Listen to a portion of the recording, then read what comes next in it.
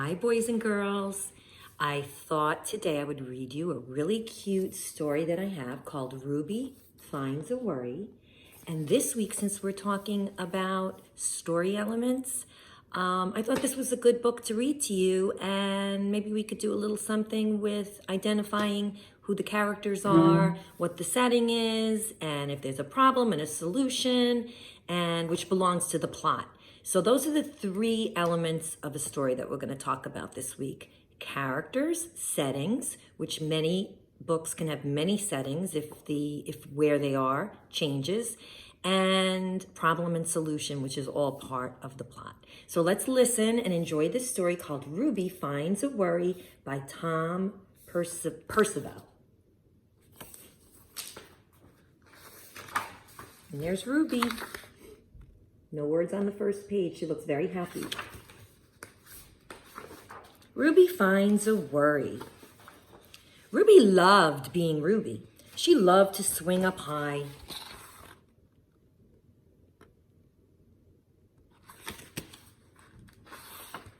And she loved to explore wild, faraway places. Sometimes she even went all the way to the very bottom of the garden. Ruby was perfectly happy. Until one day. So the setting in this so far is, it looks like it's a garden that Ruby is in. She discovered a worry. It wasn't a very big worry.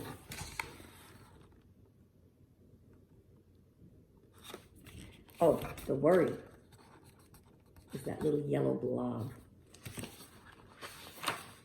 In fact, it was so small that at first Ruby hardly noticed it at all. But then the worry started to grow. Each day it got a little bit bigger. It's growing. Now it looks like, let's look at the setting. She's in the park here, and here, looks like she's at home on a nice comfy chair.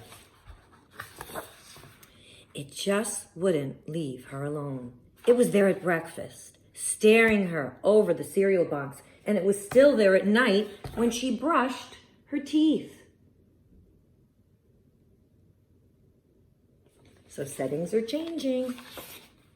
The funny thing was that no one else could see Ruby's worry, not even her teacher. So Ruby pretended that she couldn't see it either.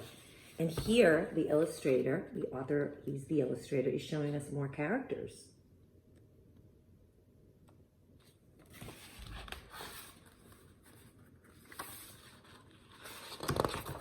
She tried to carry on as if everything was normal, but it just wasn't. The worry was always there, stopping her from doing the things that she loved.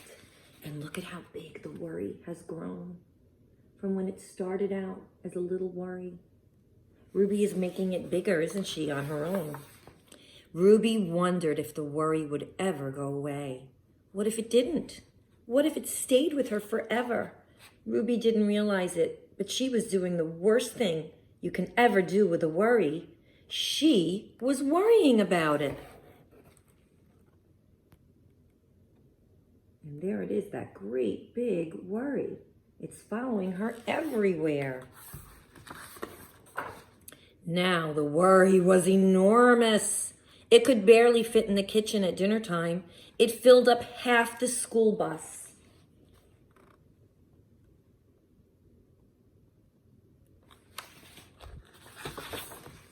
And it took up whole rows at the movie theater. The worry became the only thing that Ruby could think about. And it seemed like she would never feel happy again. Poor Ruby. Look at how huge it is now. Then one day something unexpected happened.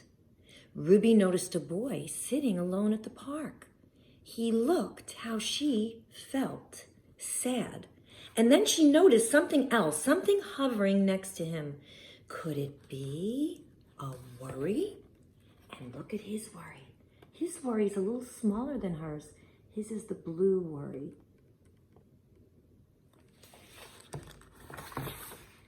It was. Ruby realized that she wasn't the only person with a worry after all. Other people had them too. She asked the boy what was on his mind, and as he told her, the strangest thing happened. His worry began to shrink. So his worry is shrinking because he's talking about it.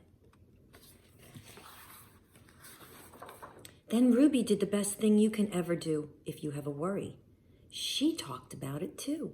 And as the words tumbled out, Ruby's worry began to shrink until it was barely there at all. Soon, both of their worries were gone. Look at the rainbow of happiness and the stars. Finally, Ruby felt like herself again. Of course, that wasn't the last time she ever had a worry. Everyone gets them from time to time, but now that she knew how to get rid of them, I love this picture. This is a happy picture. So she has another little worry. They never hung around for long. And look at how tiny it is, and she keeps her worries as tiny as that. Now, the author ends with a little letter to the reader, who is us. It says, "Dear reader, this is a book about a girl who can't get rid of a worry. Everyone worries about things from time to time, and it can be hard to stop. Even though we can't see our worries like Ruby can, they're there with us. Ignoring them can sometimes make them worse. So here are a few questions to ask yourself when you think that you do have a worry and it's stuck to you. Ask yourself what you're feeling. Are you feeling sad, angry, anxious, or maybe all three? What could be causing me to feel this way? And who can I talk to about it? No matter what you're feeling, remember that it always helps to talk about it. Be open, be honest, and be you. Love, Tom," who is the author. And it shows his little letter at the end. So boys and girls, this is an excellent book, and it's an excellent book to talk about our story elements. And it's an excellent book for this time because I know a lot of us are worried about a lot of things, including me, but always know that the adults in your life, your parents, your grandparents, me, are there, even your sisters and brothers. I guess it doesn't have to be an adult. You can talk to whoever you feel that you trust, and it'll make you feel a little better. So we'll talk about this a little more. Maybe I'll give you a little assignment on this book, but I hope you enjoyed it, and I'll see you soon, guys. Love you. Bye.